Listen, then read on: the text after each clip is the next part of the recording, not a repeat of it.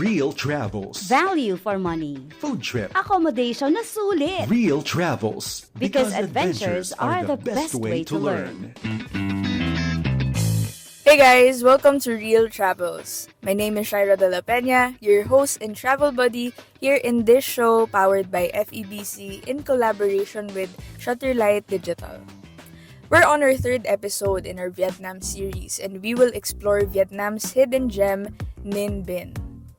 Sa mga listeners natin pala, para you can see the video of our travel episode here in Real Travels, go to our Facebook page 702DZAS-FEBC Radio para makita niyo yung visuals ng ating travel episodes here in Real Travels. So bali guys, we've been through a lot of episodes na puro city yung places na fini-feature natin in our travels, but for this episode, puro nature tayo for today's video.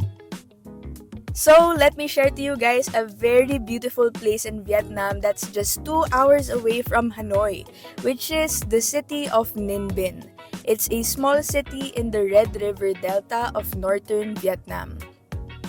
It's the capital of Ninh Binh province and it's located 95 kilometers away from Hanoi. Bale, when we went there guys, around 2 to 3 hours yung travel from Hanoi papuntang Ninh Binh, and it's literally a perfect day trip itinerary sa Ninh Binh. And by the way, Ninh Binh literally means small green paradise. So pagpunta namin doon, it's all green, it's all nature, and very paradise yung dating ng views. Definitely worth it talaga siya. So, Vietnam's first capital was first established here. So, bali ito yung original na capital pala ng Vietnam years ago before naging Hanoi yung capital ng Vietnam. So, first stop in our Ninh Binh adventure, the Bay Dinh Pagoda. Bay Dinh Pagoda in Ninh Binh province is actually one of the most reputable religious destinations in Vietnam, sabi nung tour guide namin. And nakakatuwa kasi free actually pumunta sa Bay Dinh, but you would need to avail yung electric car na sasakyan yung from the entrance papunta sa Bay Dinh Pagoda proper for a minimum fee lang naman. I think parang nasa 70 pesos yung electric car ride na one way. So, mura lang naman siya, guys. And then, pagpunta namin sa Bay Dinh Pagoda, alam mo yung para kang nasa Temple Run. Yung pagpunta namin doon, it was really ancient. It was really ancient yung peg. And take note, it's actually parang a whole city yung laki niya. So, sobrang laki. So, dito pa lang parang morning to afternoon yung ikot namin dito sa Bay Dinh Pagoda complex. And mahaba-habang walking tour dito sa Bay Dinh Pagoda. Kaya I recommend, pag pumunta kayo dito guys, mag-rubber shoes kayo when going here. And sobrang sad lang for my case. Kasi nung pumunta ako dito, naka-slippers lang talaga ako. I didn't really estimated yung gravity ng tagal ng lalakaran namin for the whole day. So, yun. Tapos umuulan pa. O, diba? So, medyo slippery yung mga hagdan na dinaanan namin. Kaya naman talagang learning lesson to for me. So, take note nyo guys yung weather and yung pupuntahan when traveling. At iayon ang suot sa pupuntahan. So, yun. Rubber shoes and payong, ganon kung umuulan. But going back guys, when we were exploring the Bay Dinh Pagoda, sabi ko nga, para siyang city. Kasi it's actually a 700-hectare complex with a lot of buildings that were built between 2003 and 2010. So the new pagoda's architecture consists of huge halls, gardens, and enclosures. So sobrang ganda, sobrang laki dito sa Bay Dinh Pagoda. Parang kung wala kaming tour guide, feeling ko mawawala kami sa loob ng Bay Dinh Pagoda. Ganon siya kalaki. Also, did you know na award-winning din yung makikita mo here sa Bay Dinh Pagoda because it's renowned as one of the biggest temples in Southeast Asia. It is the holder of many national and regional records, and as of 2012, the pagoda holds 9 records, including the largest gilded bronze Buddha in Asia, the largest bronze Maitreya Buddha statue in Southeast Asia, the largest bronze bell in Vietnam, the tallest stupa in Asia, the largest pagoda complex in Vietnam, the longest Arhat corridor in Asia, the largest number of Arhat statues in Vietnam, the largest pearl well in Vietnam, and the largest number of Bodhi trees in Vietnam. O diba, ang dami nilang largest, tallest, longest dito sa Baidin Pagoda. It's very historical and award-winning yung place here. So, congratulations! O diba, parang ito pa lang yung first na pinupuntahan namin for our Ninh Binh adventure talaga. Pero talaga namang sulit na. So, Baidin Pagoda overall, it's a very famous ecotourism spot with a history of more than 1,000 years, associated with the land of many dynasties. It's considered the largest complex of pagodas in Vietnam, as well as the owner of many other records of the country, Southeast Asia, and Asia. So yun guys, add nyo to sa bucket list when you're going to Ninh Binh, which is the Baidin Pagoda, if you want to see the different side of Vietnam, which is their ancient and historical side. Second in our itinerary is the Trang An Scenic Landscape Complex. So, Trang An is a scenic area near Ninh Binh, Vietnam, renowned for its boat cave tours. So, on June 23, 2014, at the 38th session of the World Heritage Committee in Doha, the Trang An Scenic Landscape Complex was inscribed as a UNESCO World Heritage Site. So, bale napaka-historical din itong Trang An Complex because it's actually a 250 million year old geological system of limestone mountains with diverse ecosystems, including flooded forests, limestone mountains, and archaeological and cultural relics. And it's a huge and beautiful gathering of 31 valleys, 50 cross-water caves, and home to 600 kinds of flora and over 200 kinds of fauna. O diba, sobrang daming species na mahahanap here in the Trang An Scenic Landscape Complex.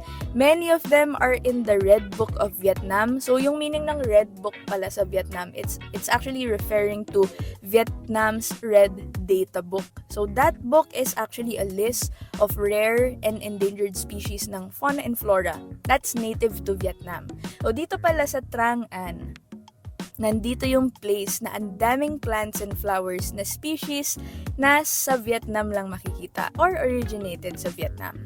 And guys, share ko lang, ito yung pinakamahaba na na-experience kong boat tour. Around 3 hours kaming umiikot-ikot around Trang An. Akala ko hindi na kami pauuwiin. Sobrang funny talaga. Kasi ang tagal, sobrang tagal. Parang nung first hour namin, parang nag-enjoy kami. Tapos yung second and yung third, sabi ko, hala, dito na ba tayo forever? Sobrang tagal, parang ayaw kami pakawalan ng mga nagbo-boat tour. Pero yun, kasi sa sobrang tagal, umabot kami doon ng parang sunset, 'di ba? Parang sunset na nasa boat pa rin kami, pero it was super fun kasi since we were in the boat, nagpaddle din kami ng boat kahit di kami marunong. And yun, although personally I'm not much into this type of adventures, yung mga boat ganon.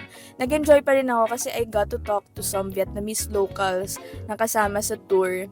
And they were so friendly. So, kahit di kami masyado nagkakaintindihan sa boat, kasi nga they're not that fluent in English, it was a nice time with them. Ngiti-ngitian kami, ganon. Tapos context clues na lang, hand gestures, ganon, para magkaintindihan.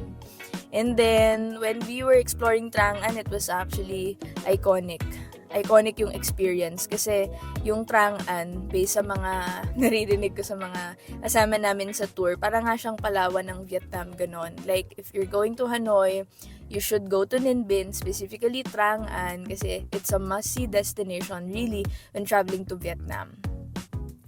So guys, yung pinaka-highlight actually ng adventure na to actually is the grottos, which they call it around Trang An. Pero actually, parang mga caves siya. Tapos within the 3 hours, dumadaan kami lagi sa mga caves.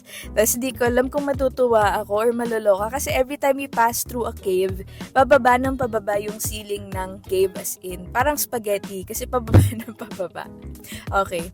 So, nung unang mga cave na we pass through, actually, di mo kailangan yumuko kasi hindi ka pa naman matutusok ng mga rocks from the ceiling. Tapos, yun nga, diba? Ang dami naming caves na dinadaanan. Pagdating ng mga 5th cave, medyo yuyuko ka na kasi baka matusok ka na ng rocks pagpasok sa loob ng cave. Tapos, yung mga pang-10 cave na yung dadaanan namin, yung yuko namin, guys, as in yuko na talaga. Like, yung yuko namin, yung ulo namin nakatuck in na sa legs namin. Ganun ka yuko. yung niyukuan namin dun sa pang 10 cave na or pang 20 na cave na dinaanan namin sa Trang An. Pero overall, I can say maganda yung caves. It's really an experience to try. Worth it yung 3 hours actually. Kasi parang natuto na din kami mag-paddle dun sa pang third hour na, parang medyo hasa na kami mag-paddle. And kung kanina sa Baidin Pagoda, para kang nasa Temple Run. Dito naman sa Trang An, para kang nasa Kung Fu Panda kasi in between the waters that we're paddling through, may mga small temples and may mga big temples na super ancient tingnan. Kaya super nice talaga. Para kang nasa Dynasty times kapag nandito ka sa Trang An Scenic Complex. And after the 3-hour tour, dito ko na-understand bakit UNESCO World Heritage Site yung Trang An Scenic Complex. It's very scenic, it's very nice, very big, very beautiful, very mesmerizing. It's like a whole new world ng temples and grottos and caves surrounded by water and nature. Next and the last itinerary in our Ninh Binh trip is the Hang Mua Peak. So far, parang ito yung pinaka-challenging na place na napuntahan namin for today. Kasi unang-una, it was raining. Tapos yung last place na napuntahan namin, it really required a lot of legwork talaga. Like the Hang Mua Peak is like Vietnam's version kasi of the Great Wall of China. Except na mas matarik yung paakyat dito. And yung steps paakyat, hindi pantay-pantay yung lalakaran mo kasi the steps sa hagdan are made of stones. So, hindi siya tiles. Stone siya, guys. And then, yun nga, the Hang Mua Peak is also called Mua Cave. It's actually a total of 500 stairs paakyat. Pero as long na tuloy-tuloy ka umakyat, actually ma-observe mo na paikli yung lapad ng stairs as you go up. So very careful talaga and very cautious talaga dapat when you go up the peak. Pero sabi nga ng tour guide, when you go up the peak, you will actually see a 360-degree view of Ninh Binh from the Hang Mua viewpoint, which makes this a very popular place to visit. So yun, to be honest, I'm not a fan of heights that much, and umuulan and it was foggy, tsaka I'm not the one to really, alam mo yon, yung mag-effort na umakyat talaga. Especially kasi nung time namin doon, fog talaga. Bali, there are actually 2 peaks on top of Hang Mua. One on the left and one on the right. So to reach the higher one, you will have to climb for about 20 to 30 minutes. So as for me, we chose the path papunta sa Hang Mua Dragon. So yung Hang Mua Dragon, it's actually a stone-carved dragon watching over the valley. So super laki niyang dragon na parang statue sa peak. And the dragon plays a very important role in Vietnamese culture because the Vietnamese people are believed to be the descendants of a dragon and a fairy. So yun yung mga parang beliefs nila. But since it was raining, umakyat lang kami for the experience na makaakyat. Pero actually, hindi naman namin tunuloy umakyat until the peak to see the dragon kasi umuulan and foggy. And we know na wala naman kami makikita sa taas kasi nga grabe yung fog. So yung mga kasama namin sa tour, yung mga group of Indian people na kasama namin, actually tinuloy nila yung pag-akyat sa peak. Pero pagbaba nila, sabi nila sa amin, wala din nga talaga silang nakita. So medyo good decision yun that we stop in the middle just to see the views and to take some photos na lang din. Nag-enjoy naman kami sa view. Even though it was raining, it was worth it pa rin. Kasi parang, parang accomplishment mo. Kahit pagod na pagod ka nakakapaddle kanina sa Trang An, pagod na pagod ka na dun sa pagoda kanina morning, still managed to go up the viewpoint kahit medyo halfway there ka. And the view was really nice even though it was raining. I think worth it naman pa rin talaga puntahan. And yun, sobrang pagod na kami by this point. From kaninang morning pa kami naglalakad and nabasa and nangalay. Pero to be honest, I really enjoyed. Super saya naman. Kaya the last part here in Hang Mua Peak, when we got down, actually pinush na lang namin ituloy yung last part. Meron pa kasing last part besides dito sa peak na to, which is going through the Hang Mua Cave. And medyo hilo na ako here, pero the people na nakasama namin sa tour made it worth it naman kasi game na game naman silang lahat. So naging game din kaming lahat. And yeah, it was a 5-minute cave tour. Madaming lakad pa yung naganap until finally, ayun, we're done exploring the last leg ng tour, which is the Hang Mua Cave. And yes, that actually ends our day trip in Ninh Binh, Vietnam. So for our next episode, we will explore the super magnificent Halong Bay, the most famous tourist destination in North Vietnam that is also near Hanoi. Always remember that adventures are the best way to learn. This is Shaira De La Peña, your host and travel buddy here in Real Travels, and see you on the next episode.